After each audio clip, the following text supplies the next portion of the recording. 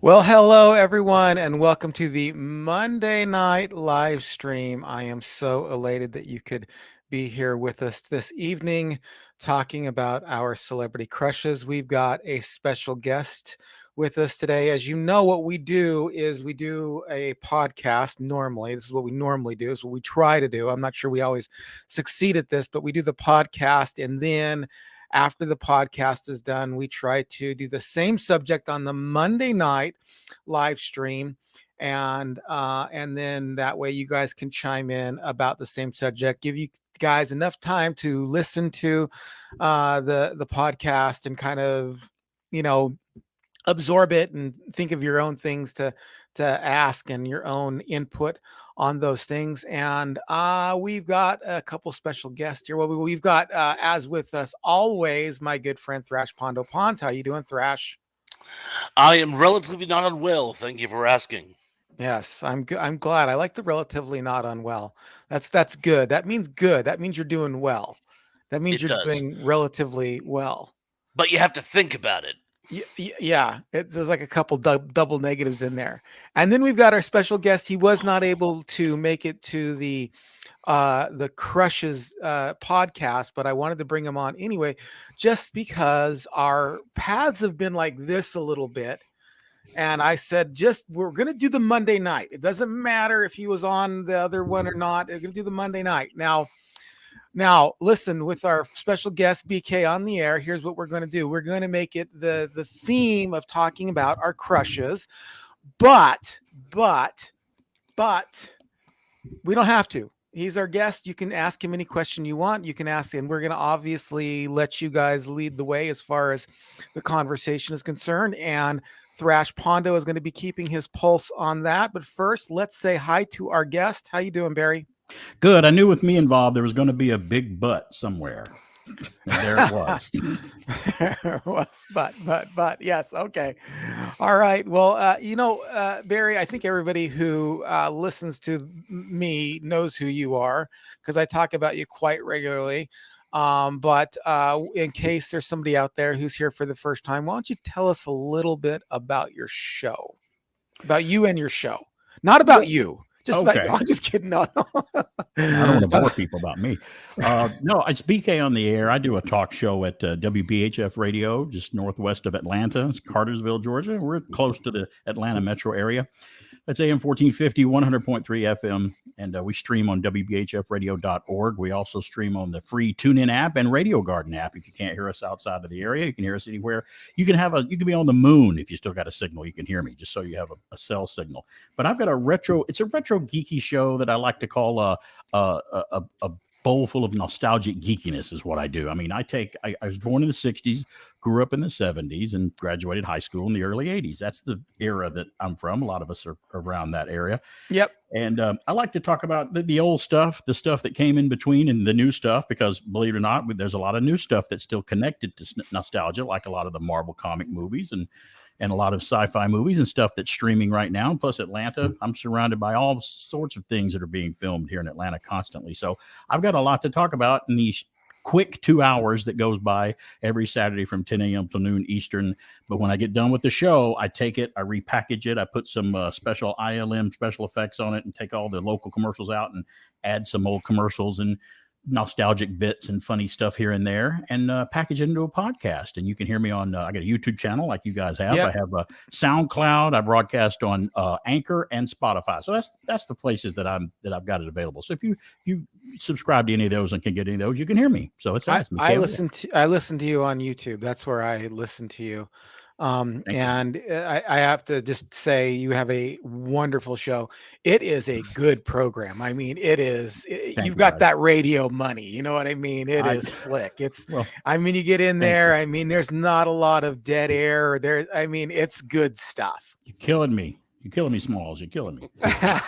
No. I appreciate it, though. You guys I'm glad. This is the second time I've been on with Ian, but the first time I've been virtually on with Thrash. So it's always good to virtually see him, not real in the real world, but we're face to face in a live conversation now. And I'm glad to be here. Thank you. Right. I have a question for you. This might seem a little bit odd, but you're one of those people who are a little bit on the cusp of between a boomer and an X. What do you feel that in betweenness, or do you more identify with one over the other? How would you I just wonder about that. Like, how do you feel? Like, do you identify more with Gen X, or do you identify more with Boomer, or is it like a split between different areas?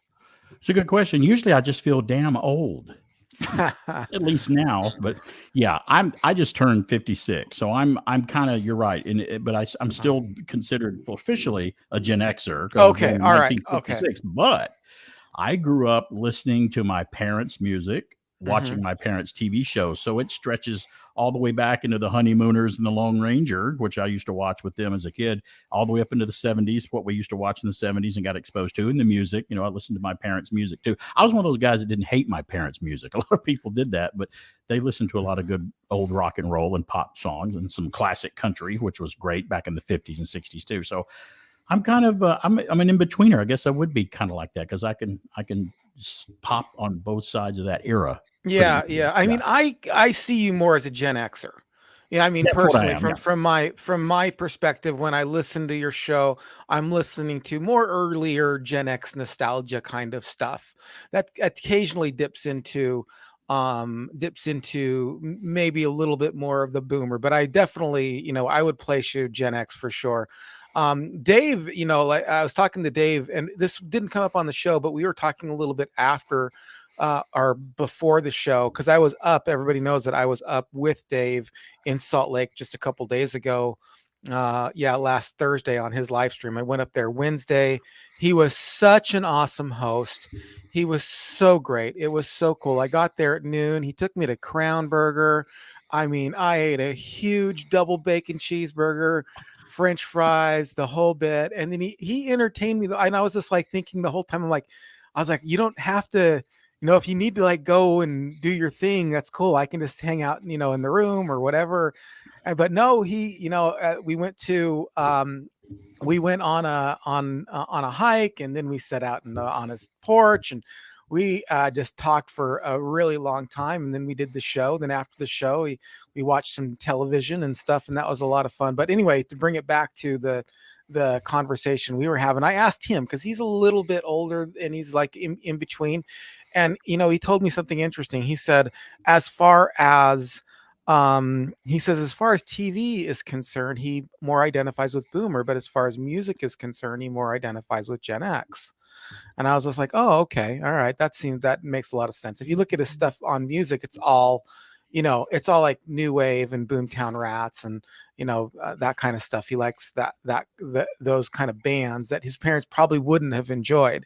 But if you look at his TV stuff, it's all Andy Griffith and MASH and those kind of shows that he actually really enjoyed. So I was kind of wondered. I wonder on the other end too. That Zennial, that millennial Zennial, that 78 through 84 kind of yep. thing.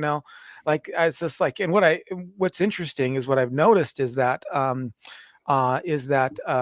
it kind of depends on where they are in their family too. Like if they had older brothers and sisters, then they kind of and who were Gen Xers, then they more identified with Gen Xers. If they're like the oldest, then they more identify with millennials. So it's just kind of weird. I mean, part of what I do here is a little bit of philosophical analysis Well, on sociology. it's not surprising to hear, and I know Thrash will probably agree with me here to hear that's how you were treated with Dave, because Dave is just that kind of guy. It's great to hear that you had a good time up there, because Dave is just one of those salt of the earth people. He was on my show just a couple of weeks ago. I had him on live and interviewed him, and I told heard him we that. were going to set it up. So yeah, he's a All great right. guy. Okay, I'm next though. I'm next. Sure, yeah. All We got to throw right. Pat McCormick in there too and put him over here too. So yeah, All we're right. all in that network. Right on, There you right go. on, right on. I'd love to be on the program. Me putting my foot in the door there. All right. Well, also, I wanted to mention too, the other thing that I really like about your program, BK, is your love for dogs is just Oh, outstanding. Is outstanding. I am a fur dad myself. And yeah, yeah, I mean, you go out of your way to talk about your dogs and talk about the welfare and yeah. treating of the animals and stuff, and just that means a lot to me. In fact, she's walking around here somewhere. If she pops up here, I'll pop her up and let her say, "Hey," if she comes back in here. She's always running. We have a plot hound mix named Pippa, and she's just a little adorable little girl. So yeah, Oh, wow. Wow, wow. Yeah, we love got dogs. yeah, I do too. We got 2. It's That's Halloween's close. People ask me, "What monster would you like to be if you were one of the Universal monsters?" I'm like, "Well, a werewolf. The werewolf is my favorite one. I get to turn into a dog and hang out. That'd be awesome." right on, right on. Do you remember that TV show on Fox that went out? It was a Werewolf? werewolf. Was that what it was Yes. called? Chuck Connors. Yeah, that was a good show. It didn't last very long, and it was actually really good. I liked it. I thought it I was a good liked show. it too. It was one of those Fox shows that just was on at the very beginning, then And went Manimal out. too. Yeah, those Fox had a plethora of shows right there. I think you guys talked about it one night, talking about the '80s shows. And yes, some of those '80s shows just kind of came and failed and went, and I thought they were better than they touted them to be. Yeah, yeah, yeah. Some of them were Our, just bad, though. So oh, some of them were. well, the one that I really liked that I've been able to go back and find an episode or two was actually pretty bad. It was pretty bad. I understand why they took it off the air. It was Benjamin Button, or no, not Benjamin Button. That's another show.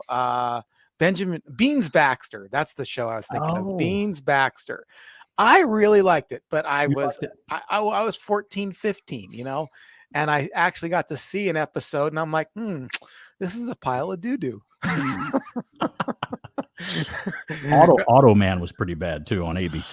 That one was terrible. They tried to be Yeah. like Tron, and they just didn't work. It didn't work out. But back then, even 21 Jump Street doesn't. I mean, it's fun to watch now, but you can really see that it didn't age that well. I mean, you can really see that. And at the time, I didn't see it at all. I was just like, I'm all both feet in. Right. I tried to watch the Dukes of Hazzard a couple of years ago again. That was reruns. I'm like, this was good when I was 12 or 11, but now I can't. It's just a live action cartoon, and I can't get into it even now. So yeah, some of them Yeah, like that. So right. some of them are timeless though. They really are.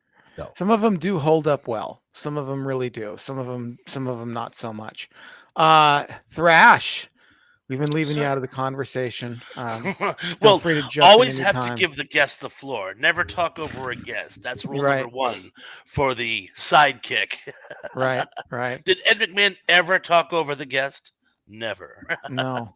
But no, you are absolutely right. A lot of those old shows that we love so much, as we rewatch them, the replay value is not what we expect. They're not as timeless as we remember.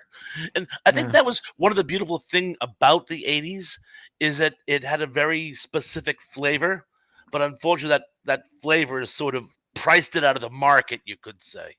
Yeah. One of the things that didn't survive about the 80s was you had this movement in the 80s that was say, hey, we're different than the 70s. And as a result of that, they really tried to force a lot of technology in a lot of their shows. And then that technology is just so antiquated, and dress and things like that. And so it just kind of really got stuck in time. I actually think some of the 70s stuff survives a little bit better than some of the 80s stuff. You know what I noticed? I was doing some research for one of my upcoming projects. Is one of the things that they seem to love in the 80s was pop culture references. Mm. References to things that were really topical and cutting edge and you know, where's the beef and that type of thing. And the problem is 90% of the humor, or at least more than 50% of it, you have to actually know the cultural context or people just sound like they're saying random words. Mm. Yeah. And if you do know it, it's great. Not only is it still funny, but very, very nostalgic. If not, you're like, okay, what is this? Where is the beef you speak of? It Right. just, Right. Thrash is right, and you can say that somewhat about the '70s too, because when the '70s came in, CBS did what would they call the rural purge of their rural America shows. Stuff like Jackie Gleason was gone, Gunsmoke was gone, and they came in with All in the Family, and there was another change coming Hmm. up, kind of like the early '80s did. And some of those shows, the way Thrash said about the pop culture references of the time, don't hold up today as well. One of them is Dobie Gillis. I tried to watch it. It's very topical of the time, and it's hard to understand it unless you were living in the '60s. The Monkees was a lot like that. I mean, it was a Mm. great show, great band, but I find myself not getting a lot of their jokes. So those two shows in the '60s, there are more, were very Hmm. topical that way too Right. with current events. Or try watching the pirate movie. Remember Dave was talking about the pirate movie not too long ago? I actually was watching that again just because I remembered seeing it years ago and was trying to remember just how schlocky it actually was. And the weirdest thing about it is a lot of it are just obscure references, not even pop culture. It's like, oh yeah, that's from a commercial which ran for 2 weeks back in 1982, and I'm Was that the surprised I remember it. Is that one directed by Polanski? The pirate movie? No, I'm thinking of Yeah. Pirates with Walter Matthau. Oh, you're That's a thinking of different movie. Pirates with Okay, Pirates. Walter Okay, gotcha. Matthau. All right, yeah. The pirate movie is a musical comedy on paper. Oh yeah, okay. It's Chrissy okay, McNichol, right, and it's right. All right. it's I don't want to knock Dave's. Oh, my wife's glaring at me. Sorry, it's wonderful. Well, let's head on over to some of the people. Acknowledge the people in our live chat. Oh, Thrash, they've all and checked then- out. And I'm kidding. also, I want to, if there's any guys, if you have any questions for our guest or just in general, you want us all to riff on something, doesn't necessarily have to be the crushes thing. Just let us know. We all love to talk, and we'll talk about any subject you want us to talk about. But let's say hi to some people in our chat. Let's see. A lot of people are having fellowship, as always, which is part of our favorite part. Lance Chaffin says, hello, Daryl. And then Daryl, my other brother, Daryl. Daryl goes on to say, hello, Lance. Hi, and hi to you guys. I'm sure you guys said hi to us probably up in the upper stuff that we're all past now. But Tracy, Bubba. Tracy Minor says, hi, guys. hi, Tracy. Excellent. This is a sad one. Ken Wilkinson. Hi, Ken. Ken Wilkinson says, I am so mad our cable company doesn't show me TV anymore. I don't know what they were thinking. That's a bummer. That's a bummer. I guess. I mean, I don't watch TV at all, so I wouldn't know. I only watch streaming. So I mean, I watch TV shows, so I only watch streaming. Do you have TV shows you watch on TV still, BK, or do you watch streaming? Is it exclusively streaming? Well, yeah, we do the we have the Roku Sling, so we get to watch whatever's on their grid. But I do stream stuff as well, so I do both. Yeah. And there are some newer things that we do watch, but I'm pretty selective now because I'm caught in a lot of the older shows now. I'm in the middle of watching Adam 12 right now on Freevee, and I'm like, oh wow, yeah, the Jack Webb universe was such a great part of television history, and I'm into the Adam hot and heavy into one Adam 12 right now. So yeah. Right. More persons to say hi to. Justin, the Brady Wooden says, so are we listing our crushes again this evening? We Possibly. could possibly. We didn't get to hear Barry's crushes because he wasn't on the actual podcast part of it. But again, whatever you guys want to talk about. So well, just so I want to make it clear that I'm married to my main crush right now. All right. Hello. All right. You don't have to get into the doghouse. You're not sleeping on the couch tonight.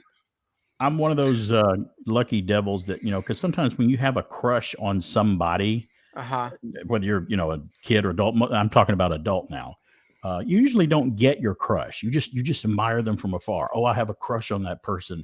I'll never go out with them or date them or have them or anything. It's just a crush. But I was lucky. I did. And I'm serious. I got to marry my crush. I met her, over 10 years ago, and it was incredible. We were doing a live theater together, and Cat on a Hot Tin Roof by Tennessee Williams. And just fell completely off the cliff for her. So there you go. That's a crush that I actually got. So wow. That's a great story. I like that story. I've got some crushes. I mean, I wrote a few down so I wouldn't forget about them, but I've got some honorable mentions and whatnot, and I thought I'd start them in ascending order. We just lost one of mine just a scant few weeks ago, Olivia Newton-John. Yeah. I mean, come on. I saw her live do Have You Ever Been Mellow in 1974. I don't know if it was Don Kirshner's rock concert or it was some TV event where she was performing it. And as a kid, I'm looking at her, I'm like, and when you have a crush as a kid, it's different when you have one as an adult. When you're a kid, you don't quite understand, why am I feeling drawn toward this person? Because I'm just a kid. I feel all warm and fuzzy. I don't know what this is all about. But she was my first, probably one of the earliest ones that I can remember. She's kind of number 5 on the list, Olivia Newton-John. Okay. All right. You gotta, well, let's hear him. Let's go for it. Okay. Well, Olivia Newton-John. Number 4 is someone you guys, I know that you probably are familiar with. Does the name Barbie Benton ring a bell? Never No. heard of her. Oh no. Okay, well, No, see, I was now I'm kidding. showing my age. I was kidding. Oh, you were Yeah. kidding. I Right, was okay. not. I was Yeah. not. Yeah, I'm like one of those people. I was kidding too. I know who you're talking. Yeah, I don't want to be Hee-haw, left out. whatever Oh, she she was was on on. Hee Haw. Well, sometimes, yeah, but she was just a kind of more of a pop icon of the '70s, and she was just extremely beautiful as a kid. So wherever she would show up, I'm like, oh look, it's Barbie Benton. Let's look at her. So that was the crush that I had. I'll skip up to number 3 now. Susan Day from the Partridge Family. I mean, Oh come yeah, on. she is beautiful. Lori.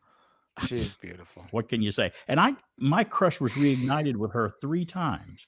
I first had a crush on her from the Partridge Family. Right. Then in the '70s, later on, she was in a movie called Looker, a Michael Crichton movie. I don't know if you guys ever saw Looker, but it was a thriller about a company who could photograph models and put them in different situations and make them look like they were doing something that they weren't with computers. And this was 1981. Boy, were they ahead of their time on that.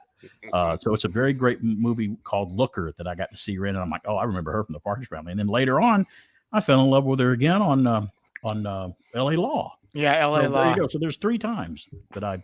Yeah, L.A. Law was great. She was great in L.A. Law. I really loved that show. We used to watch that show all the time at my house. She had a short-lived sitcom too for a while, which name eludes me, but it lasted a couple. Me too, of and seasons. I can't remember. You're right. Yeah. Yeah. But she not only is a beautiful face, but she's a great actress too. On top of that, I got to go up next to Wonder Woman herself, Linda Carter. Oh number gosh, 2. I mean, come on. She is still so dang beautiful. I mean, seriously, she is one of the most beautiful girls. What is it? Ever. What is it with Linda Carter? Does she have a painting of herself locked in the attic? I don't know. I don't know. Dorian Gray. Right. There. Right on. Jinx. All right. Well, let's get to these comments and questions. I know that there's some comments and questions. Oh, we still got one more. That was number 2. We still got one more, don't we? Yeah. Oh, yeah. I got. No, that was number 1. Roll, but I can tell you who it is. My number 1. Okay. All right. Well, I knew her as Farrah Fawcett Majors. Oh yeah. That was her name. Mm-hmm. And she was her and Lee Majors. To me, I considered them my generation's royal family, royal couple. It didn't last, obviously, but I always thought of them together, for a long time. And they were married for a few years, but her poster, when she Charlie's Angels, I mean, you name it. I mean, she had an electric personality. She had a beautiful, stunning look about her. Her hair. She had her own shampoo. She was all over the commercials. Did a lot of ads. She really was a very beautiful woman that I probably will list as my number 1 crush at that age.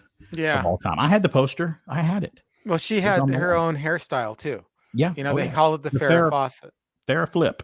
Yeah. That's right. And then I don't think they had another hairstyle named after a celebrity until the Rachel, until Friends. Then the Rachel, that was actually another hairstyle named after. Well, I don't know why they didn't call it the Jennifer Aniston, but I think the Rachel is a little bit more catchy. But yeah, Pat Benatar, maybe. Didn't they call that pixie cut the Pat Benatar? I never heard it called that, but that doesn't mean anything. Doesn't mean I didn't hear about it, therefore it doesn't exist. Well, Farrah turned into quite the actress as well. I mean, if you ever saw the TV movie The Burning Bed. Oh yeah. If you ever saw her in the movie Extremities, where she was attacked in her home with her roommates. Yep. She was not only a pretty face, but she blossomed into a great actress. Very talented. Both of those movies were like nuts. Yeah. You know what I remember about Burning Bed? That she had to come up with $8 to get on welfare. And the guy, I remember that. I don't know why that sticks out in my brain, but I remember she was coming up on welfare, and then her kid takes off her glasses and she's got a shiner. And the guy who was processing her paperwork says, well, I'll just go ahead and loan you the $8. Yeah. Probably a little bit of realism there. Yeah. Farrah Fawcett was my first kind of crush. I mentioned this in the crushes video, but, I was too young to really know, like you're saying, like really, I just knew a lot of people liked her, and I was just like, well, I like her too. What do I know? I like her as well. I mean, I did, but I was the first one I was ever vocal about. you don't really know as a kid why.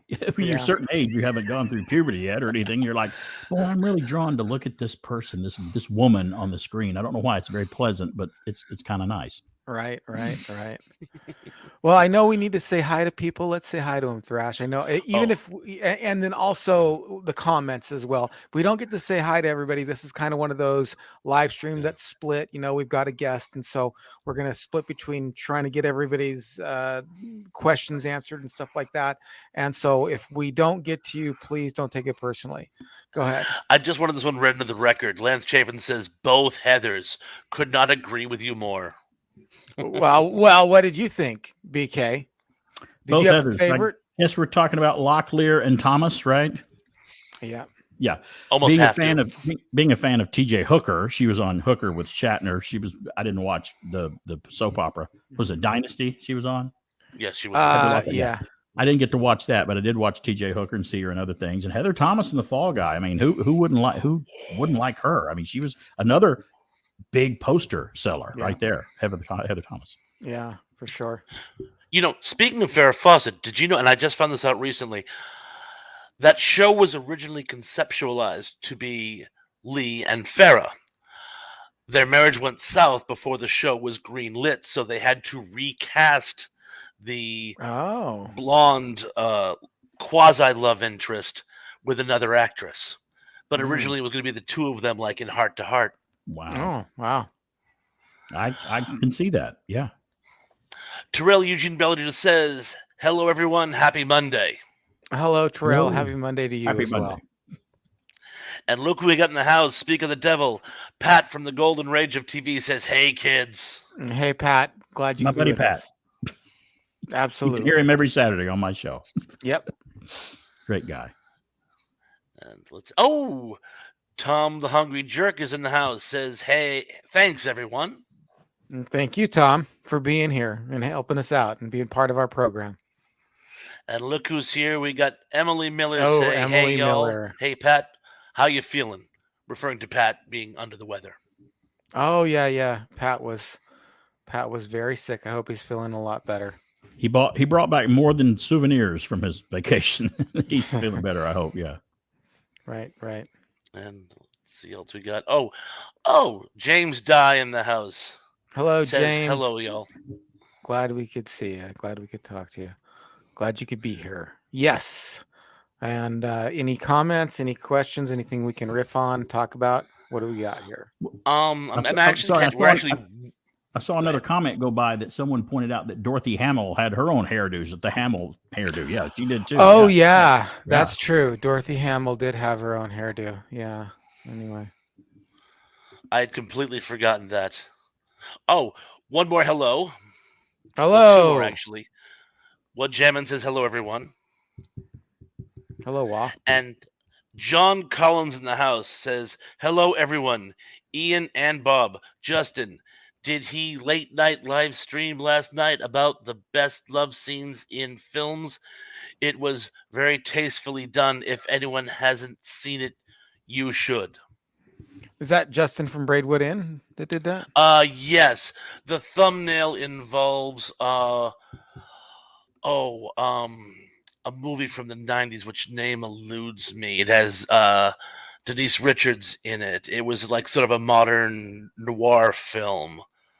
It will come to me like a shot when I hear it. But I haven't had a chance to see it. I will, I promise. Okay. But yes. All right. And let's see other things that we can riff on. A lot of people still having fellowship, but I believe at least we've gotten all the hellos out of the way. Well, good. I'm glad everybody's there. Everybody can say hello.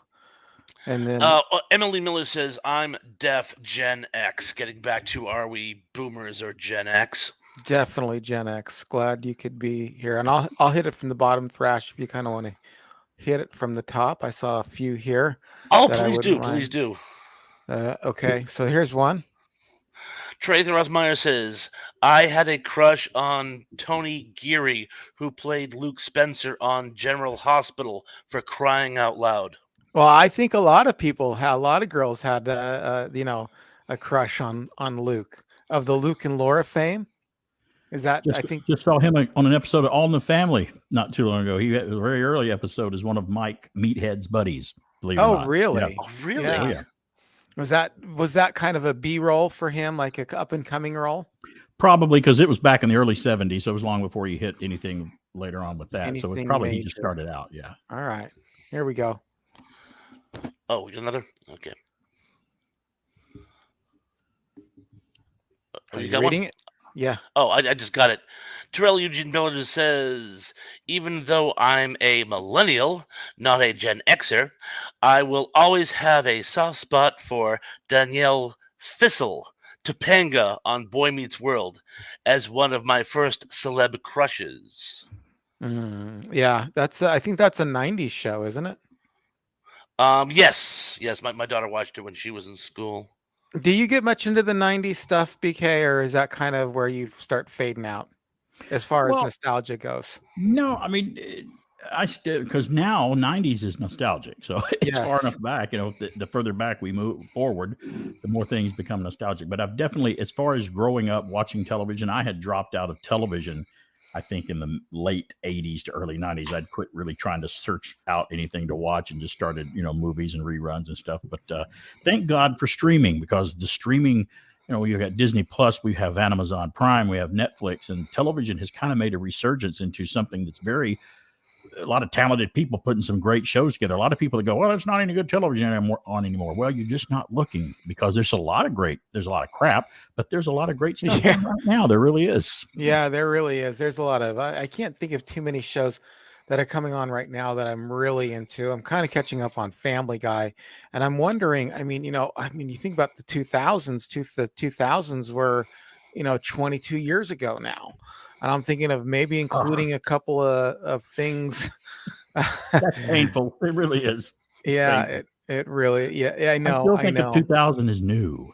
But I do too. When I think of, it was 2004, I think, that yeah, was like maybe 5 or 6 years ago or something. I'm yeah, like, that's all. no, Yeah. no, that was nearly 20 years ago. Yeah, Right. It was. Crazy. Well, who it told is. me that if they did Back to the Future now, they would go back to the mid '80s, like they went back to the '50s and the '80s? That Yes, that hurts too. That that hurts. that does hurt. Yeah.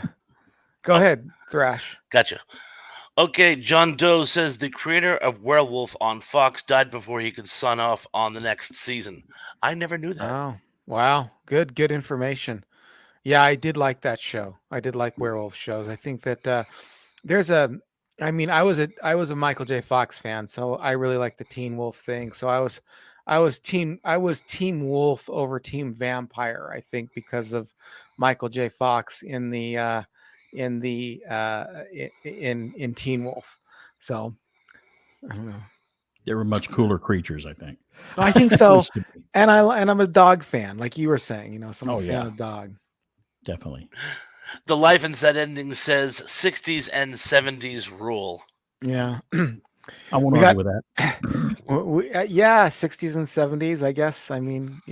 It's all taste as far as everything is concerned. Some people Very like true. that. It's just when we're looking at art, it's like, Oh. Emily Miller says my ex-hubby and my dad were both named Larry. oh wow, well, Oh that's no, interesting. I have a All friend right. that got married, and her husband shared the name of one of their dogs, and I'm like, oh jeez. We name our dogs like people names most of the time. Yeah, And so when people come over and they're like, oh, or when we meet somebody, it's a compliment. I mean, it's not. I'm not like my dog's name is Grace, and then our dog before that was named Caleb, and our dog before that was named Madison. I mean, we just named them like people names. So we have a friend, a good friend of mine. His wife married a girl named Grace, and so I was just like, that's not. I'm not. That's a high praise for me to equate anybody with a dog, because I love dogs. I think they're the best creatures on God's green earth. they are. My grandmother used to say, "Dog is God spelled backwards." Yeah, it is. I don't know what that means, but it must mean something. It certainly does. Terrell Eugene Bellinger says, my question for BK. Wasn't the Brady Bunch considered to be one of the first sitcoms to ever feature a non-traditional nuclear family? In this case, a large step family. I'll I tell you, would, BK. They want to know I, your I opinion. would say yes. I can't think of one before that, and I know that it's been reported on before that they were father divorced, the mother's divorced or lost her husband, and all the kids meld together. I can't think of another sitcom or any show that did that. I really can't. Mm-mm. And if there is, I've been wrong before. So One time, but you were wrong about that. I wish.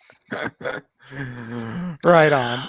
Cindy D in the house, and she brings up a good point. Hi, Love Cindy. Boat staple, Barbie Benton. Yes. She was on there a few times. And Yeah. Roxbury says, I remember Bobby Benton. Hello, Roxbury. Welcome to the show. Hello, Roxbury. Glad you could be joining us today. She did a very famous episode where she played a woman who believed in nude sunbathing.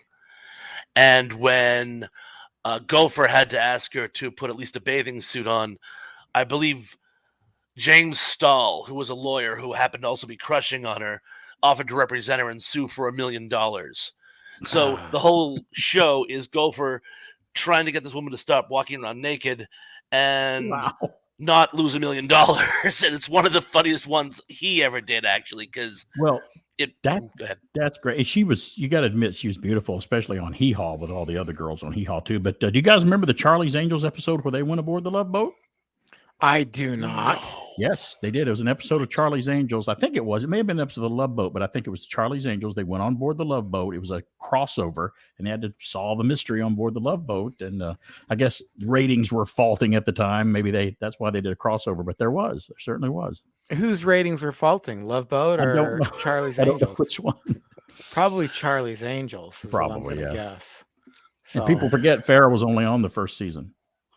Oh, yeah, that's true. I mean, and That that's was kind it. of interesting because when you think of Charlie's Angels, you don't think of it without, I mean, you think of it like Farrah. And when somebody points something like that out, you think, oh, yeah, that's right. Because you Yeah. think maybe she was in all but maybe the last season or something like that because she was just such a bright and shining star. She did return for a couple of scenes later on. Yeah, you're right. Mm-hmm.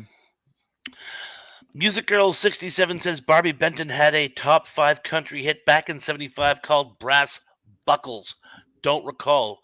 BK, do you remember this? No, I don't remember that song, but I'm sure she did. She was all over the place. Yeah, I don't know any country songs, so I couldn't tell you. I don't know any old country. Well, I know some Kenny Rogers, maybe a couple Dolly Partons, and So that's old. and well, one of the first albums I ever got was Kenny Rogers, The Gambler. I mean, that was one of my first albums that I ever got with my record player when I was like 10 years old. I think I got Annie, and I got Kenny Rogers, The Gambler, and I got the Jacksons. Do you remember the Jacksons? Not the Jackson 5.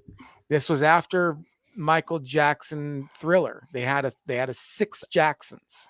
That's a very good mix of music there, Ian. That's a lot. Covers a lot of the genres there. Yeah. I don't know if and the other one that I had was Paul McCartney's Pipes of Peace. That's the other album that was a good mix. Yeah, I guess so. I mean, it was just I think I was, like I said, I think I was 10 at the time. When Olivia Newton-John first came to this country, wasn't she a country star initially? With like B-17 and stuff like that? I would certainly classify her first hits delving into country side. Yeah, I would. Yeah. But just listen to If You Love Me, Let Me Know. That sounds like a country song to me. It's a great song. Right. Yeah. And I have a question for you, BK, but it's not on this subject. But this is always a subject that kind of interests me. What was your first like musical taste that you got into outside of what your parents listened to in there? I mean, when we all grow up listening to what our parents listen to. I mean, we're in the car, they have the radio on, they're in control. But when you first kind of come to age and your friends say, here, this is a tape or a record, or this is cool, what was that first exposure for you? Well, for me, it wasn't my friends. It was actually me that discovered it at the library. My local library, we could rent records and Uh-huh. listen to them there, or take them home and listen to them. And I was exposed to something called Holst the Planets, and it was classical music with an orchestra. Uh, Oh, uh, you rebel. oh yeah, I was into classical music. That John Williams soundtrack to Star Wars, all the big orchestra music, the grandiose, spectacular sounding orchestra stuff really blew me away. Now my parents, growing up I grew up in Alabama, they were very, very southern, very country, and I was the guy listening to Beethoven in my bedroom with the headphones on, and they just didn't quite understand. But it was actually the library that introduced me to a new genre of music. It always had been there, I just hadn't recognized it yet, and it had been Wow. used in a lot of Bugs Bunny cartoons. What's opera, Doc? They would use a lot of classical music in Warner Brothers cartoons, and that I discovered. Oh, that's what that is. So it was classical. Yeah. Yeah. Right on. So classical music. I remember Yep. you were telling me you were more of a you weren't really rock, you were more into pop music kind of fan. Yeah, I liked. It was more of a pop. Yeah, I was never a hair band guy in the '80s. I never got into the real hard stuff. And there's nothing wrong with those bands. I know when I say stuff like that, I'll get an email saying, why do you hate them? I'm like, I didn't say I hated them. It's just that music is like food. It's a taste different to everyone. And Right. Yeah. about as hard as I got was AC/DC, and I really like them. So, and they're not considered hard by some people, but they are to some people. But Right. yeah, that's Well, true. I got to do one of the music episodes dedicated to pop music. The problem that I have with pop music is not a problem of taste because I loved a lot of pop music growing up. But it's just it changes so radically. Pop music is not like, metal or grunge or, a subgenre which pop music is anything from Daryl Hall and John Oates to Britney Spears. I mean, you know what I mean? It's such a wide genre of music that it's really difficult to nail down. But I Yeah. I mean, I really did like, to my friends, my metalhead friends in the 80s chagrin, I really did like a lot of pop music. I remember playing guitar to Tiffany. I would put in the Tiffany tape and try to play guitar along to it. It's this is a crushes music crossover Right. there, but Hey, I really love Tiffany quite a bit, both her music you and can have her. crushes on music, people. That's very. I mean, Olivia Newton-John. We were talking about Oh her. yeah, yeah, for Yeah, sure, for everybody. sure. Yeah. Right on. Speaking of crushes, by the way, and Yes, country music, Tom Lermy says Midnight Train to Georgia was based on Lee and Farrah's relationship. I I did had not always know heard that. that. I'd always heard Yeah. that, and I also heard it was a different title too. Someone had told me, or I'd seen it in an interview that was originally called Midnight Plane to Dallas or something, and they changed the Houston, words or Dallas, something. some Texas Yeah. city. I So, heard that too. so they changed it, I guess. So there's a lot of truth to that. I think. Do you Yeah. know why they changed it? I have no idea. No idea. Mm, It Maybe it sounded a little flowed more better. retro, I think. A little Yeah. more, ambiguous or something? Maybe not so nailed down well, about a them, little or more Arlo Guthrie, a little more folky. mm, Approachable is the word I'm groping for. And it's kind okay. of fun here in Georgia. So yeah, come on to Georgia. Yeah, that's Right where on. I am, I'm gonna come visit you one of these days here. just outside of Atlanta. It's All a right. fun Yeah, place but here. I love it here. apparently the story goes that Farrah was running out the door, and one of Lee's friends, who she didn't particularly care for, called up, and she's trying to brush him off so she can get out the door. And she's like, he's like, well, where's Lee? And she's like, he's on the midnight plane to Houston, and she hung up. Wow, And he's on the midnight plane to Houston, and then it just sort of evolved from that Michigan. wow. Mm. Daytime Uber to Washington wouldn't work. That's for sure. That would not work at all. Oh, oh, John Collins says Wild Things. Yes, that was the nouveau noir film I was desperately trying to think of, and the Mm. thumbnail to Braid Wood in. Let's see. Let me read that one there. Oh, we have another one here to John Collins. My second all-time crush is on a semi-movie star, Jenny Jacobs. I went to school with her, and she was in the Hallmark movie called Caroline with Stephanie Zimbalist from Remington Steele. Hmm. Well, there's a crushable lady right there. I loved Stephanie Zimbalist Jr. She was beautiful. Another Wow. one. And, I don't know this Would it be girl. Stephanie Zimbalist Jr.? I oh, mean, I said, he did I say was. Junior? That's her. Yeah, I'm sorry, Stephanie Zimbalist. Sorry. But I'm Jim. thinking about you the guy almost from have the to say it FBI. because that's the pop culture reference. It was always Ephraim Zimbalist Jr., you know? Right, from the FBI. That's right. I Right, worked with a right. server years ago whose name was Effie, and I tried like the Dickens to make the name Ephraim stick. And I couldn't because me and two other guys who worked at the restaurant got it. Everyone else was like 22. I was like, "This is Ephraim. Why are you calling her Ephraim?" Right. Never mind. I Was hate there making any Uh, the BK? Was there any later crushes that you had like in the late '80s or the '90s or anything like that? later crushes. Well, yeah, your crushes change when you get to when you can become an adult, obviously, because you Right, know right. more and you know more about life. Some of us know more about life. Some of us it's still a mystery and more questions to be answered. But some of the later Bond ladies in the James Bond films, I really in Daniel Craig's first film, Casino Royale, Eva Green, the British actress Eva Green, I find her to be very beautiful. I think I kind of had a kind of a adult crush on her. Charlize Theron. I mean, she's Oh another yeah, fantastic looking woman who's very good actress too, very talented as well. yeah, for So yeah, sure. there could be a lot of those too. Yeah, Yeah, yeah, yeah. Eva Green is beautiful. Did you see her in she that was great. movie where she has the it's kind of more of a kids show. She travels through time or something like that, and like there are kids that Mm. are gifted in some way. It's a No, I didn't see newer that. movie. I can't remember what it is, and I was surprised that I actually really liked it. But I did actually really like it because a lot of these movies that are like kid friendly movies, I don't care for. I just find them to be a little bit cheesy. So I just I don't get into them. That's what's happening with me with Cobra Kai right now. I think I talked about this last week, but I'm going to go ahead and riff on it again. Did you watch Cobra? Do you watch Cobra Kai at all, BK, or no? I actually have only seen the Karate Kid, I think, once back in the '80s, and I'm not into the Karate Kid. I'm sure it's a great film series, and the Oh, show's good back here, listen. but I haven't seen Oh it. my No, goodness. What about the ninja films? Did you miss the ninja craze of the 80s? I missed along with heavy metal. I missed the ninja film craze too. Oh Yeah, I didn't man, we did didn't a go whole down that route. episode on ninja films, man. That was for Sorry. some reason kung fu movies went out the door and ninja films came in, Yeah. and it was ninja fever in the 80s. I mean, I Well, grew up, I wanted to be a ninja. nature abhors a vacuum. So once the samurai stuff went away in the '70s, the ninja stuff came in. You're right. Yeah, yeah. Yeah, but uh what was I talking about? I was saying something about the new episodes of they're getting a little cheesy for me. They're getting a little too Hmm. children friendly for me.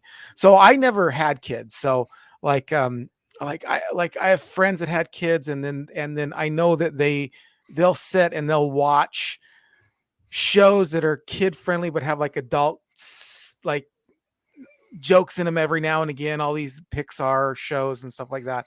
Right. And my wife, when she because she ran a daycare, she was watching these all the time. So she would be like, "Oh, this is the funniest movie, and you got to see it." And I'm just sitting there, just bored out of my mind, watching Pixar films, going, Right. this is children friendly." I know there's a couple of adult humor references in there, but it's not enough to keep me to keep me interested at all. So yeah, but that new the gosh the new season, I'm slogging through it. I'm slogging through it. Okay, we got something we can riff on here. Mike and Kathy. Hi, Mike and Kathy. Hi, Mike and Mike and Kathy Kathy. say, we like NCIS, so our dog's name is Abby. Ah, right Abby on. Normal, perchance? Sorry. AB normal. Yeah. Oh, that was a good reference there, Thrash. Thank you. Abby normal. Abby normal. Let's see. Oh. Lance Chapin says Emily like rats. Okay. Emily I've, likes oh, she doesn't like dogs. rats. She likes cats and rats because they're cuter. I had a pet rat on a couple of occasions in my life. I Actually, lived with a pet rat. I lived with a pet rat. I did was not my rat, but I did live with a pet rat at the when my wife and I first started seeing each other seriously. her daughter, my stepdaughter, had a rat, and I was not a fan. Not a fan of the rats. Not a And rodent fan. I had a roommate once that was like a rat, so yeah, that wasn't good either.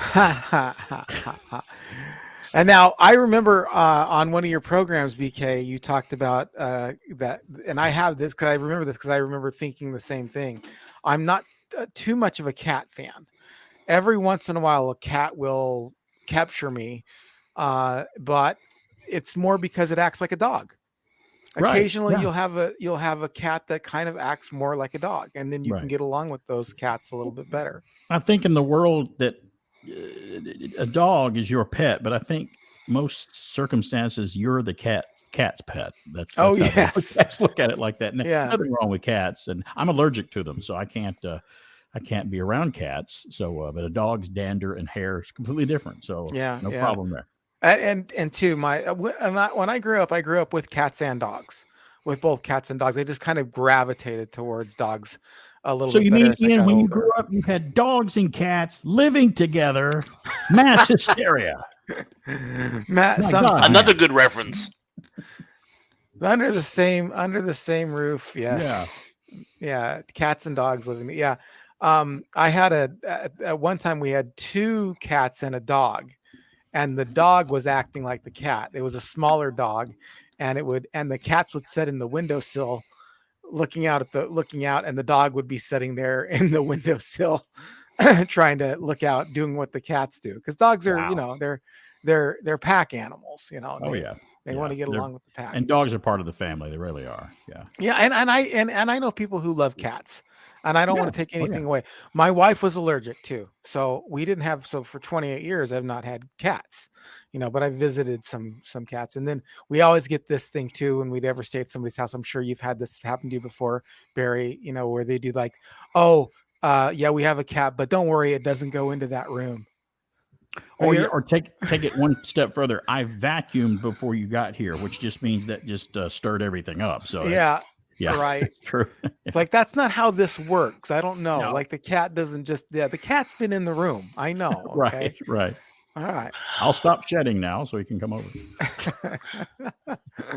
Terrell Eugene Bellinger says, wasn't the short-lived James at 15 or James at 16 considered to be the first teen drama series on primetime TV? All right, and I'm Mm. not familiar with those shows. What year It did was they actually the premiere? same show. What happened was Really? the boy Lance Kerwin, who starred in it, went from 15 to 16. So the Oh, first Lance season, Kerwin. Okay, yeah, yeah, the first season was called James at 15. The second season was called James at 16, and they did a gotcha. little Okay, line through it when they showed it. It was actually based on a made-for-TV movie where he moves from Oregon to Boston, and Mm. it very well may be the first primetime team drama. Lance, and he was a good actor too. He was really great with David Soul in the Stephen King TV movie Salem's Lot. He was really good in that and a lot of other stuff. Yeah. Very good in that, yeah. Cool. So, yeah, maybe the first. James Dye says first bands I really got into were ELO, Kansas, Wow. Boston, and Queen. Yeah. James, bravo! Electric Light Orchestra with Jeff Lynne is my favorite group of all time. That's my favorite group right there, and I love the other guys, Boston and Queen as well. Yeah, great. Just saw them in concert a couple of years ago here in Atlanta. Excellent. Music Girl 67. She's a huge country music buff, by the way. And Okay. she says Olivia's first hit was If Not For You back in 1971. It made the top 25 on the pop chart, but didn't make the country charts. She didn't start having crossover country hits until 73. Mm. A music girl may know this, but someone else remade "If Not For You" a little later on in the late 70s or 80s. It may have been Willie Nelson that recorded it as well. I can't remember it, but somebody else recorded that song. Yeah. Interesting. I was not a big country music fan myself, but I did get into country briefly because I worked as at a restaurant called Frontier Pies, which was like a hometown cooking kind of place, and I was a cook there. And they had country music playing all the time. And this was 93, 94, 95, somewhere around those. It was like 2 years, but it spanned from no, I would have been 94, 95, somewhere around there, maybe into 96. 'Cause I was over in Israel in '93. I forgot. So, uh, but I did like a couple. There were a couple things that kind of rubbed off on me. Dan Seals. I don't know if anybody had heard about Dan Seals or not, but Dan Seals was a good one. But I did like Dan Seals. That was one of my favorite country artists at that time. But I remember you talking, BK, talking about crushes and talking about music. You were talking about Olivia Newton-John, Let's Get Physical, and and it was about sex, but they made the video about they made the video about working out. And I was like, I think I was like 10 when it came out or something. I mean, 8 maybe. And I was thinking, what is everybody, because I saw the video and I'm like, what is everybody talking about? This song's about working out. I don't know what everybody's so Sure, upset yeah. about. Yeah, of course. So what you were there for the whole, you were probably of age for the whole controversy. Oh yeah, you were like me when Starland Vocal Band came out with a song called "Afternoon Delight." Thrash probably remembers that song. And for me, you hear the sound effects and the music of an airplane because they're doing it with a synthesizer or a guitar or something. And as a kid, I'm like, oh, they're talking about Afternoon Delight. They're going to a hair show. Right, What the right, song's about? I'm like, little did I know. right. Now, do you like Arrested Development? No, I've never. No, I didn't get into Arrested Development. Oh, Believe it or not. man, You've mentioned that before, and you've mentioned to some other shows. I'm like, oh no, I got to tell you, I don't now, watch that show. listen, Nothing bad. Arrested Development is one of the best shows. The first 3 seasons, anyway. 4 and 5 are stinkers for me, but they tried to resurrect it, and they did it completely wrong. But in Arrested Development, if you ever watched any episodes, it's kind of a weird show because it has a narrator that kind of makes sense of everything, and it's Ron Howard. But in one of the shows that they did, the main guy, Jason Bateman, and the girl who plays his niece, they get on the karaoke machine and they start singing Afternoon Delight. And in the middle of it, he realizes what this song is about.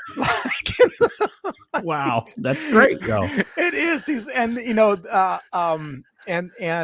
Ron Howard's voice comes over, narrates, kind of comes over and says something like, the adult theme of Afternoon Delight dawned on Michael, being fooled by its, I don't know, like its nice melody or something like that, covered by its nice melody. Right, But he just drops it and he's like, no, go that way.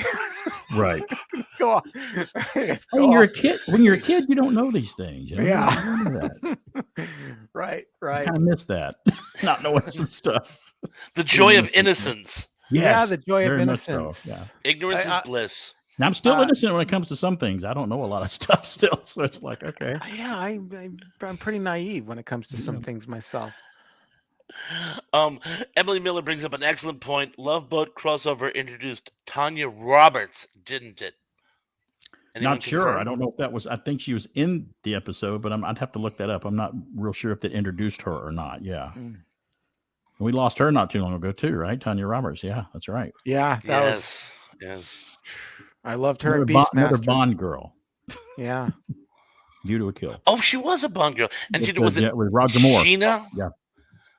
She was Sheena. Yeah, but she was the girl in Beastmaster. Beastmaster. Yeah. Yeah, and she was on that '70s show. Yep, that's right. Loved it. She was a pretty lady. I'm gonna skip ahead to this comment here, but keep your pulse up higher so that but go ahead and read that. You got it. One. John Collins says, Ian, about martial arts, I don't understand / can you explain why people seem to rave about martial art films when it seems to me that the martial arts themselves would be more important than the films? It's a good question. I think you don't have to. I don't think you have to choose one over the other. I think martial arts themselves are more important, but I think that doesn't have any bearing on on whether or not you like and love the films. Mostly people who practice martial arts, like people who do skateboarding like skateboarding movies, and people who are into roller skates like roller skate movies. I think martial arts probably had like a bigger career in movies or a bigger exposure in movies than say like parkour or something like that. There were a few parkour movies because there's some value in it other than just exercise, you know. So I think that it may span more, but I don't. I mean, I think people rave about it because they like the movies, and I know a lot of people who aren't into martial arts at all who still really like the movies. I know it's a little strange to me because I've met some because I'm deeply into martial arts and I love martial art movies. But I have met people who love martial art movies who don't really practice martial arts, which is it's kind of strange to me. But there is that group of people out there. So And I make don't think it's. Go ahead. make no mistake about it. The people who will make the martial arts film, if they're well made, one way or the other, have to have some talent and know what they're doing because the film has to be shot. It has to look like it's actually going on, and the violence and the everything's connecting and everything. So it's a hard thing to make, and it takes some talent to do that as well. Even though someone may not like it, there's still talent involved. Yeah. Yeah. Oh yeah, for sure. Yeah. Thank you. Okay, so that's all I'm going to say about that. If you got some other comments there. Yes, Emily Miller says Pink Floyd, Zeppelin, Rush, Skinner, all great mood bands. Yeah, yeah. Won't argue with that. Great stuff there. I can't argue with that. I'm not a Rush fan. I'm sorry. Really? I'm a dum dum. All right. I know Well, 2 of their songs, and I don't like one of them. I'll have to side with Ian on that. I don't hate Rush, but I'm not a big fan. Now, my co-host Alan Sanders, who's on the air with me, he loves Rush. So just a little part of Alan, if he's listening, he died a little bit just now. I'm when we sorry, said that. Alan. And by the way, if Alan ever wants to come on the show, I like listening to Alan too. I mean, Alan's a great co-host. We need to get him on the program as well. You don't see him when I get there at the radio station early in the morning. I'll tell you later what goes on when I get there. Okay. All right. No, I'm kidding, joking. Look, I know Rush is like great musicians. I They know are. all this stuff. I know they're innovative. They know all this stuff, but I just I they don't do it for me. I don't like their songs. I mean, like It's a free country. yeah, I know. Oh, and speaking of Canada, Tom the Hungry Jerk says, I love Degrassi Tracy. I thought he was referring to Degrassi, the high school, but Degrassi Tracy. I don't know. Isn't that the Degrassi Junior High, or is it who's Degrassi? Or is that I'm an not artist? entirely sure. I never watched the show, so I kind of bit off more than I could chew, pretending I knew what I was talking about. Yeah, So- I really like Degrassi Junior. It's been on for a long time. It was on when I was a kid. It was on in the 80s. I remember Oh, yeah, watching it on like Channel 7 or something like that that. I know. I mean, I'm aware of the show. I just never watched it. Oh, okay. All right. Yeah. It was kind of hard to watch. It came on at different times. It was on one of those educational channels, and because it was from Canada, so it wasn't on like regular television. But I mean, I know it's more accessible now, and I think it even streams up into the modern era. But yeah, Degrassi was a good. I really enjoyed Degrassi. It wrestled with some things, even back in the 80s. It wrestled with some things that were kind of taboo to talk about. It had episode on wet dreams, and it had an episode on teenage pregnancy, and this was in 1985 or something like that. So I mean, it wrestled with some pretty interesting topics that, as a kid in 1985, I was glad somebody was talking about. You know. Excellent. Interesting. Oh, Trey Thoris Myers says I also had a crush on John Belushi. Oh, well, that's interesting. I don't know if I hear used- that a whole lot. I had a crush on John Belushi. I used to be able to do the eyebrow. I can't do it so much anymore. But I always did the sort of eyebrow crease. I can't do that. I can't do the raising of one eyebrow to save my life. I don't know. The craziest thing about John Belushi, and I just very good, BK. What? Oh wow! Yeah, you got the one eyebrow. To you, sir. I learned that from Leonard Nimoy. Oh, you did. Did he come over and teach you personally? No, just watching him on television. I got you. I don't have that kind of eyebrow control. You can't do it with the other one. It's just that one. Some people can do it with both. Some people can roll their tongue. I mean, it's just one of those things. One of the craziest John Belushi factoids of all time is there was an old, and in fact, I refer to this if you've seen my mechanical lobster rebellion video. Um, they do a spoof on those old giant insect, giant bug, giant whatever horror movies, where these giant lobsters sort of attack New York. And in the closing credits, John Belushi is killed by this giant lobster claw, and the host at the time, who I can't remember who it was, some comedian, Alan Brooks or Albert Brooks or something. He says, "Oh, it was so sad. He had so many good years left, or at least two." He died 2 years later Oh, from the really? filming Oh, of that wow. episode, and that was sort of a Wow. little fact that 'cause I remember watching that. It came on right after he died. I checked in the credits, and sure enough, it was from 2 years before his Wow. death. Yeah. And That's nutty. Yeah. You could almost do a podcast on an episode of shocking celebrities' deaths or something. It would be kind of bring it down, but it's happened. I mean, things that just came out of the blue and surprised you. Yeah, for yeah, sure. there's a lot of stuff like that actually.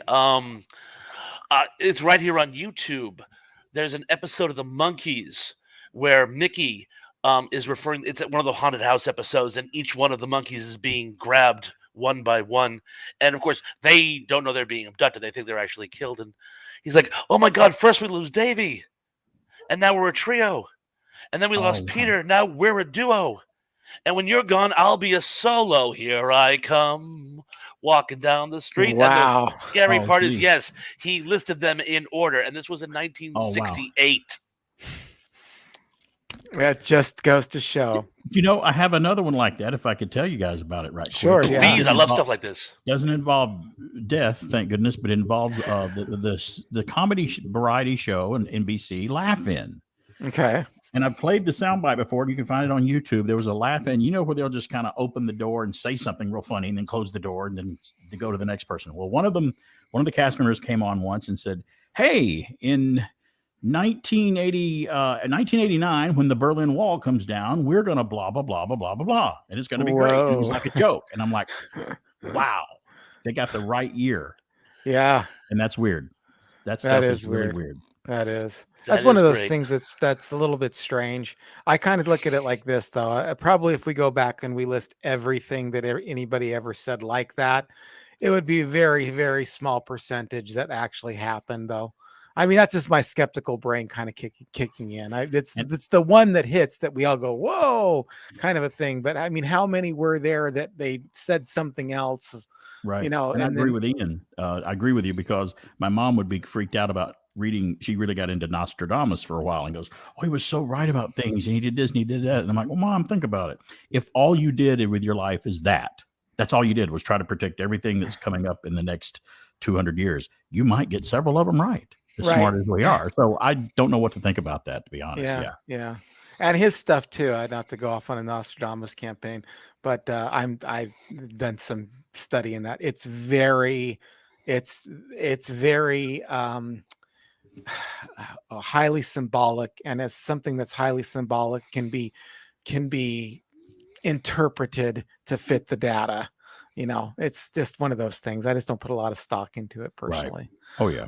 So, all right, let's we got I was caught up in the spirit of our conversation and fell down at the job.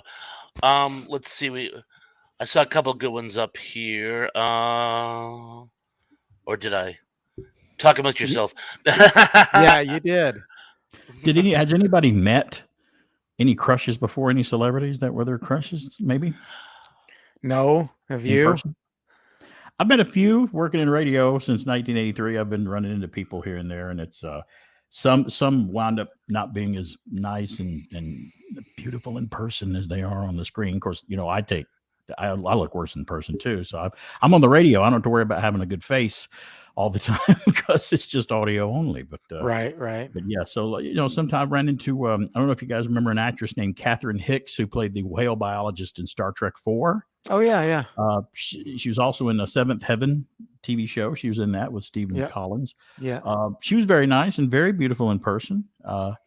Joan Jett of Joan Jett and the Blackhearts. Oh, Remember you Joan met Joan Jett? Jett? Joan, she was very nice, very nothing like you would think. Nothing at all. Very sweet, very soft spoken. Maybe it was a good day. I don't know. Maybe she's just like that. But beautiful in person too. That was back in the late '80s.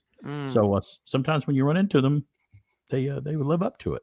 Yeah, yeah, that's awesome. I have not met any. The only celebrity I think I told you about that I said I ever met was Tracy Ullman. So I Tracy met her. Ullman. Yeah, I met She was her funny, in, funny lady. in met her in London at a bookstore. So she was there with her kid, with her child pushing a stroller around, and I was too starstruck to talk to her. I was in London for 4 days, and happened to run into Tracy Ullman in a bookstore. But I You're was with a telling you're telling that story about pushing her stroller and whatever, and I'm getting the visual of her in her music video. They don't know about us where she's in the supermarket, oh pushing yeah, the yeah, supermarket yeah. cart around. That's funny. Right. Well, we'll take. I just got to say hi to Oh, this guy here. oh, No. All Danny right. Hi, Staten. Danny. He's in the house. Go ahead and go back to what you were doing there. Sorry, Oh, Thrush. quite all right. Emily Miller says, "LOL, I adore Dwayne Johnson. How can you not?" Yeah. Yeah. Of course. He's I think great. that's a. Yeah. He's He was living awesome. here for a while here in Atlanta. Yeah, Was he? yeah, oh yeah. Oh, he That's his was? residence. Really? Yeah, in Cobb County. No kidding. John Collins says, "What I'm saying about the martial arts thing is that people always get in this dumb argument about who would win in a real fight based on what they see in a martial arts film. The films aren't real life." Well, he's a valid point. They aren't. I used to get in many of those fights when I was a kid. Those arguments who would win in a real fight. That all went the way of the dinosaur when MMA came out. When yeah, that's I mean because now you can test it. You can everybody and yeah. So I used to get into those. Who would win in a fight, Bruce Lee or this guy or that.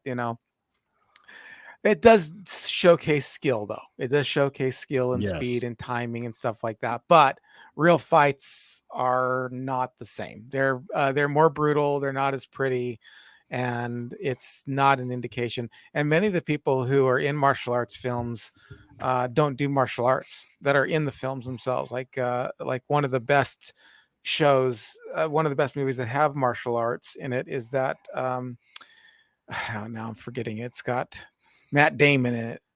What's what's that Matt where he's a spy, he loses The his Born memory. Bourne movies. The Supremacy? Bourne movies. Born Identity. Yeah, the Born Born Identity, Supremacy. the first one. The Oh, first Born Identity. All right, one. yeah, yeah. Identity. The Born Identity has a really good martial arts scene in it, and he doesn't do martial arts at all. He's just competent, kind of an athletic person. And from what I understand, people who do choreograph martial arts for movies like to work with non-martial arts people better than martial arts people because non-martial arts people just they do what they're told, where martial arts people kind of want to put their 2 cents in. They just kind of, well, this is how I would actually really do it or whatever, and then they're like, I don't want to, just do it the way I'm doing. I know that this wouldn't really work in a fight, but we're doing a movie here. There are a couple exceptions to that rule. I mean, Bruce Lee choreographed all of his stuff, and Chuck Norris choreographed a great deal of his stuff, of course. But even they did things different for movies than they did than what they would do in real life and the real life I, fights that I, they got I into. think some of the modern martial art movies now you would probably consider not really martial arts, but they kind of fill that niche. Is John Wick movies and Oh yeah, the Matrix? Some of that has that style, not total martial arts films from the '80s, but it kind of filled in the lack of the new martial art films that weren't yeah, being yeah. made It's a lot before. more artistic. It's not what you'd see if you want to look at what it really looks like to fight. Go on YouTube and look up fights, and then go and look up real street fights, even with martial arts in it, and you'll see what real fights look like. They're not pretty. And then the other one is just watch UFC. UFC is the cream of the crop for actual physical martial arts. And in my opinion, I know a lot of people argue with me, but I mean, in my opinion, they are the cream of the crop of what actual martial arts look like in real life. A kid who worked for me years ago was doing UFC stuff for a while. I'm not sure if he still is. I haven't heard much about his career, but he had moved to Vegas so he could be more involved in the UFC. Mm, Yeah. interesting. John H in the house says, "Well, Laughlin also predicted Reagan's presidency." Wow. So they can do that. They can sometimes they can lucky and guess something's going to happen. That's just weird. I didn't hear about that one. It's also mentioned in a Woody Allen film. I want to say Sleeper. A newspaper mentioned in a time capsule he finds says something about the Reagan presidency.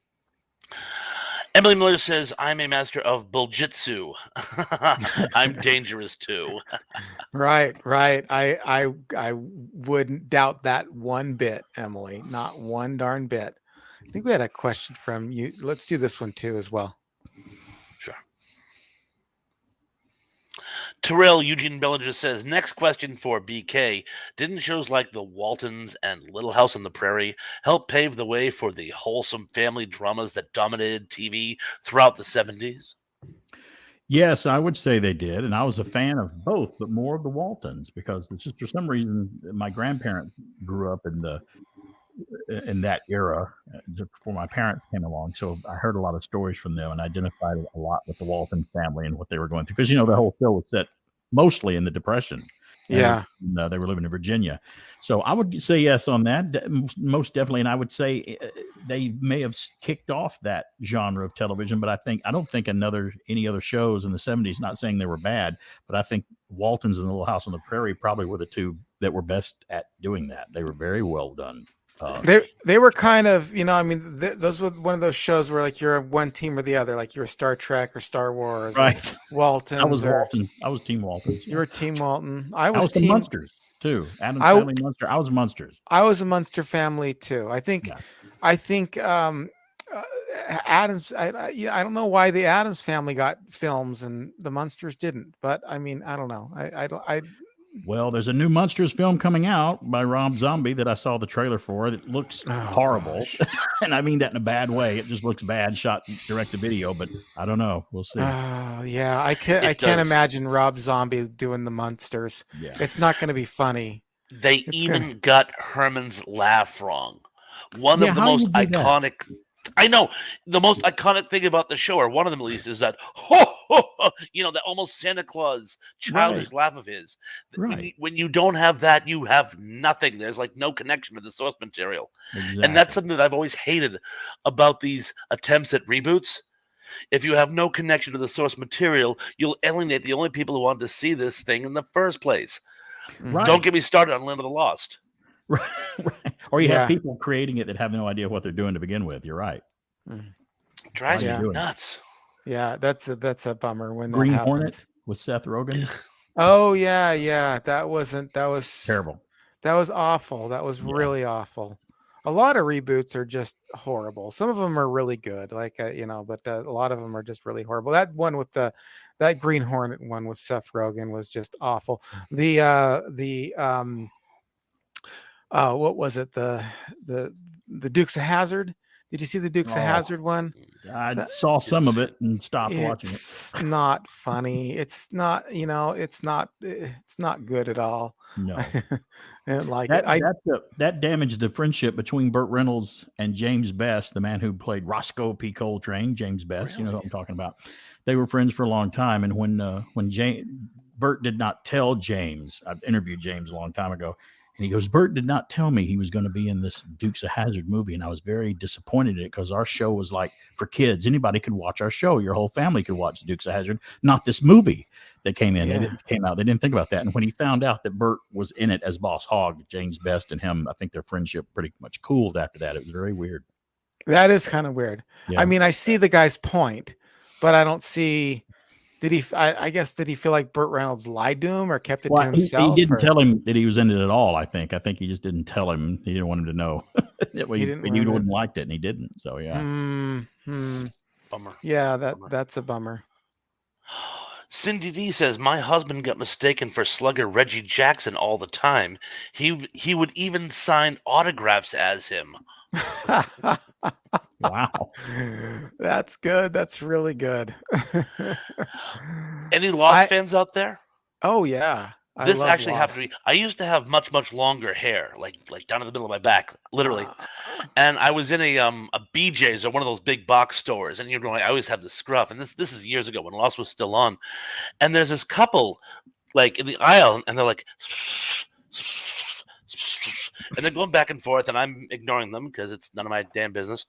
And all of a sudden, finally, the wife starts laughing, and she looks over at me, and you probably know this is going already, don't you? She looks over at me and says, "I'm sorry, I gotta ask you." And I go, "Yes." And she goes, "Do you play Hurley on Lost?" And the husband is like dying because he's like, and I'm like, without missing a beat, I go, "No, I play Sawyer."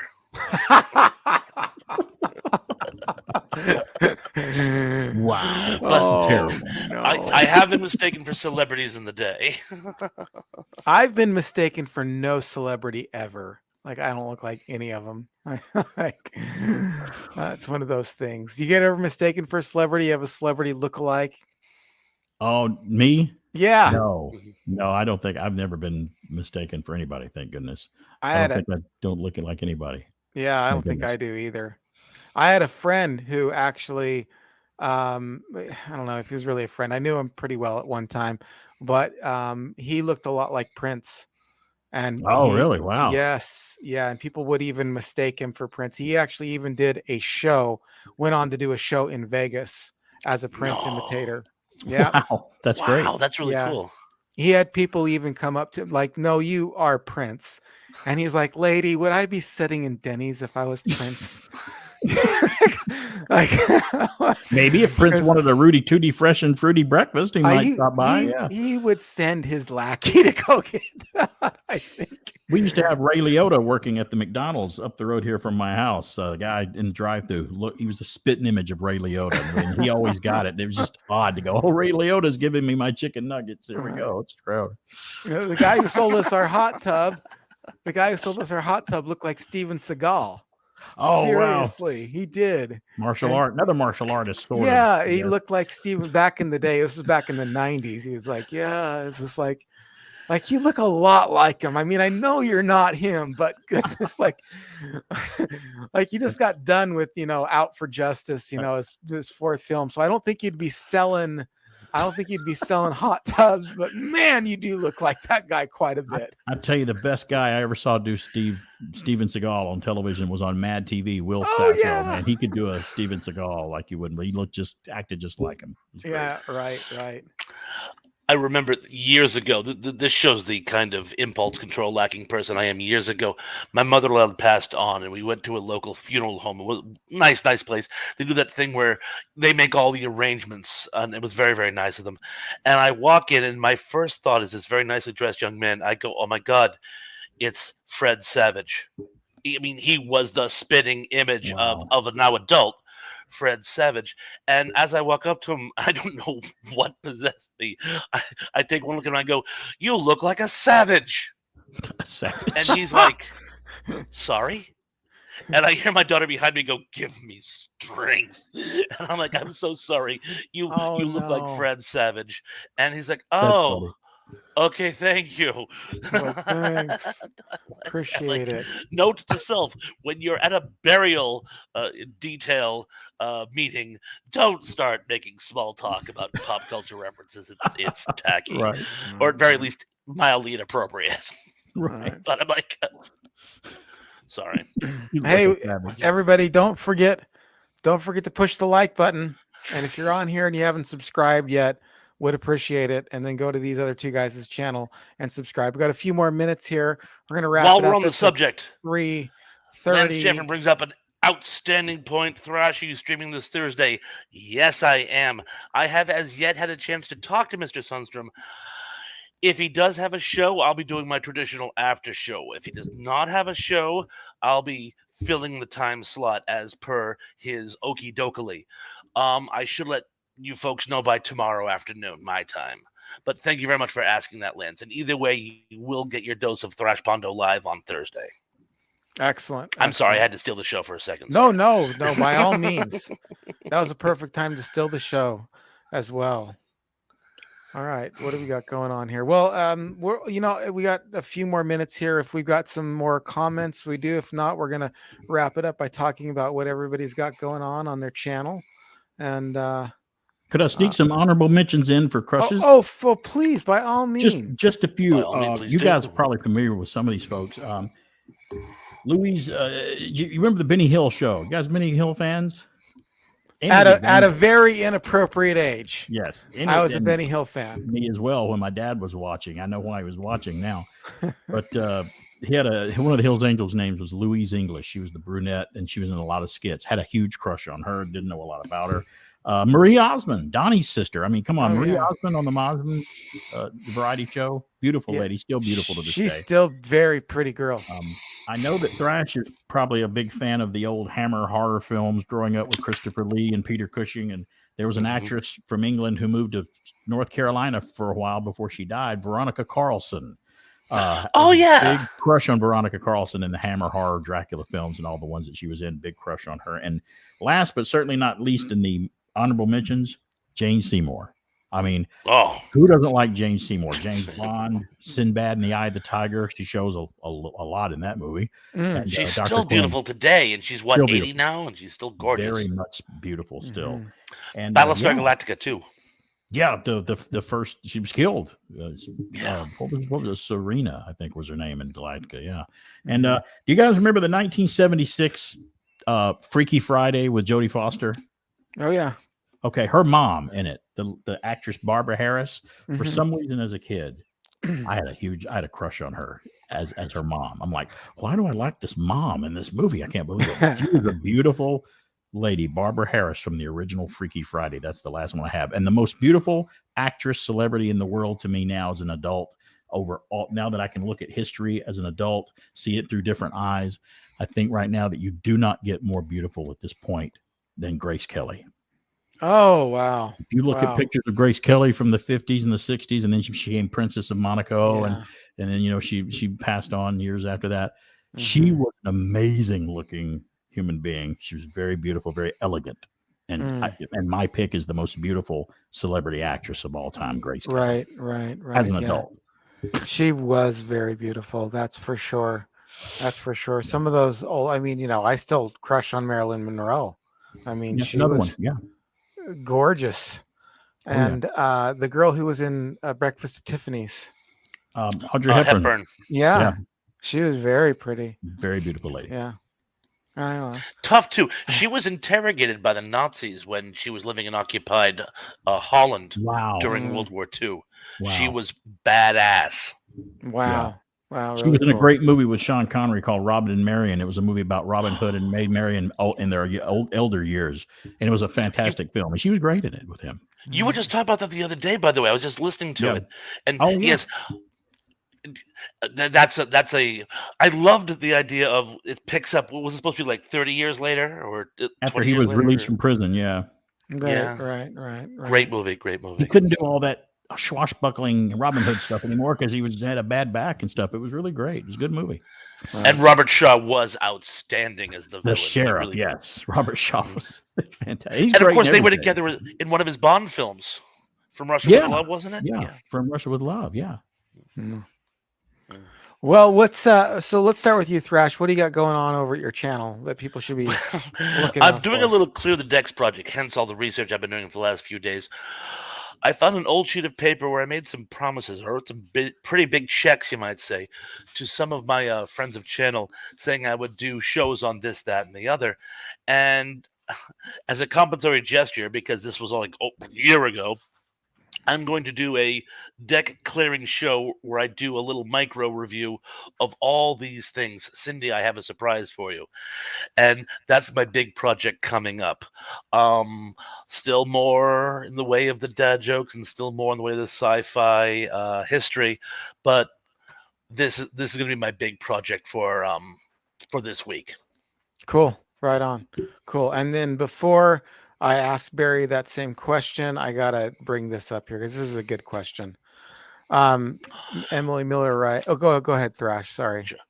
Emily Miller writes, very beautiful ladies. How can men tell the difference between enjoying someone's beauty and having a crush? I'm honestly curious. I don't think you do have to distinguish between the two states of being. Well, there's certainly some overlap for sure. There's certainly some overlap, but honestly, the crush you feel, for me anyway, it's just like I can enjoy beauty, but like there's something about them that draws you. Like it's more than just like there are some girls out there who are very beautiful, and I would go, "Oh yeah, that's a beautiful girl," or whatever, and I would, but but then there's something about some girls that just like you're drawn to them for some reason, and you might even get that little butterfly feeling, like maybe slight butterfly feeling toward them, and that to me that would be the difference to than a crush than just enjoying somebody's beauty or something like that. That's a good So answer. I think age has a lot. We talked about it earlier. Having a crush younger and older appreciating beauty, that has a lot to do with it as well. So yes, I agree with that. right, right. Uh, BK, what do you got going on? What are some of the things you're working? I mean, you got your everyday Saturday show, but do you do? I know that you do certain things each Saturday. So what do you got going on? Well, it's funny you should ask that. The big thing I got going on right now is I'll miss the next 2 Saturdays because I'm on vacation from WBHF Radio. Oh, okay. So Alan Sanders, my good buddy at WBHF, who takes care of our Bartos morning news and fills in the big station in Atlanta, WSB sometimes, he will be filling in for me the next 2 Saturdays because only he can do it right now. So and I trust him to take that ship and host it for 2 hours every Saturday, and we have a good time. So I'll be down in Universal Studios in Orlando taking tours and checking out the park, and then we'll be driving over to Panama City to stay a few days there and then come back because my better half is an educator. So when she's out of school on a break, that's when I take my breaks to coincide with hers. So she's going to be on fall break, and we're going to be going down south to the Gulf of Mexico and to Orlando. So, but Oh, really he'll cool. have the same retro geeky stuff as I do every Saturday over the next 2 Saturdays. Weird news of the weird, the crazy, and the bizarre, the new stuff. He might delve into a classic TV show here and there, and whatever happens to be going on that week or Saturday, he'll have it. It's BK on the air, 10 till noon, Saturdays live. You can stream it at wbhfradio.org or download Hmm. the free TuneIn app or Radio Garden app, and you can hear us on the app for free. Or you can just listen to my podcast. I turn the whole show into a podcast later, and you can catch me on YouTube, SoundCloud, Anchor, and Spotify. BK on the air. Just search for me. You'll find me out there. I'm out there. Right on, right on. And I'm going to turn this episode into a podcast, so it'll be out on Apple and Stitcher and all those podcasts with Google Play, all those podcasts, because we talked about so much more than crushes, and I think that the audience out there that listens to me exclusively on audio only deserves to hear this conversation. Normally, I like to do the live show to draw them into the YouTube page as well, so they're listening. Oh, I go to the YouTube page as well. But this is one of those episodes that's an exception to the rule, and we just need to get it out, not only just here but everywhere. So that'll be doing that for this. I'm bringing this computer that I'm right now into the computer shop tomorrow because I have an episode on here called Sequels that by hook or by crook I am going to get off of this computer and be able to upload that to YouTube. Sequels that we loved, not sequels that we hated, but sequels that we loved, and get that out on podcast. And then hopefully by next week, that will be our next episode. We'll be talking about sequels that we actually enjoyed and not hated, or even maybe even liked better than the original. And that was a lot of fun to do that episode. We did that with Derek over at Flick Snacks and Knickknacks, as well as Justin over at Braidwood Inn. And we had a really good time going around the room talking about Great our show. sequels. But Great show. it's a lost episode because it's here on my computer. I can't export it out of my video file onto MP4 and then upload it. So I'm going to take it to professional. That's all I can do. So that is happening tomorrow. And hopefully they'll be able to tell me more than tough luck. So that's going to be going on. I talked a lot with Dave, everybody. So Dave gave me a few tips, and I'm going to try a couple new things. One of the things he said was that people are people are more interested in a person than a show. So like, you know how I did like 5 things you didn't know about Cheers? He recommended highly that I do something like 5 things you didn't know about uh, uh, uh, not Sam Malone, Ted Danson. So 5 things you didn't know about. He said you'll get more clicks that way. So I'm trying to think of some of those, like 5 things you didn't know about, or maybe a controversy or something like that. So we'll see how it goes. I mean, I know that I've created a brand a little bit here on how things go, but I think I want to explore a little bit too. I want to get those numbers up. I mean, eventually I do want to make it on YouTube. I would like to be, a full-time podcaster and a full-time YouTube guy with that's my side hustle right now. And I am I am dipping my toe into comedy. So I've been doing stand up and I've been doing really well with it. I'm going to be down in Vegas in a couple weeks, and I'm going to be here where I am. We have a comedy show here, and I'm going to film the one in Vegas in 2 weeks. So they only give you 3 minutes though, so it'll only be a 3-minute clip, but I'll film it. And if I feel brave enough, I'll film it and I will share it with you guys. So that's what I'm doing right now. Sounds as good. well. All right. Thank you, BK, for being with us. Really appreciate it. Can BK, I thank thanks you so much. Thank you, Ian. Thank you, Thrash Pondo. I know that we've been talking about getting together. Now we all got together. I'm so glad that we did. I'd like to thank everybody that voted for me. For the past 2 years, I have made the top 10 in Podcast Magazine's top hot 50 podcasts out there. Wow. So I'm so glad and honored that people are listening to the show. I just have a passion and do it, and I just want to have a good time doing it. And I do. And thank you two guys for tonight. It's been a blast. I've had a great time. I always do. Excellent. Thank Well, you. yes, and thank you, everyone. Glad you could be joining us this evening. Don't forget to like, comment, subscribe, share on your favorite social media. And if you're feeling generous, follow the links below, and you can donate some of that hard-earned money of yours to humble me so that I can grow this YouTube mogul empire. Thank you very much. Love you all, and God bless, and we will talk to you again.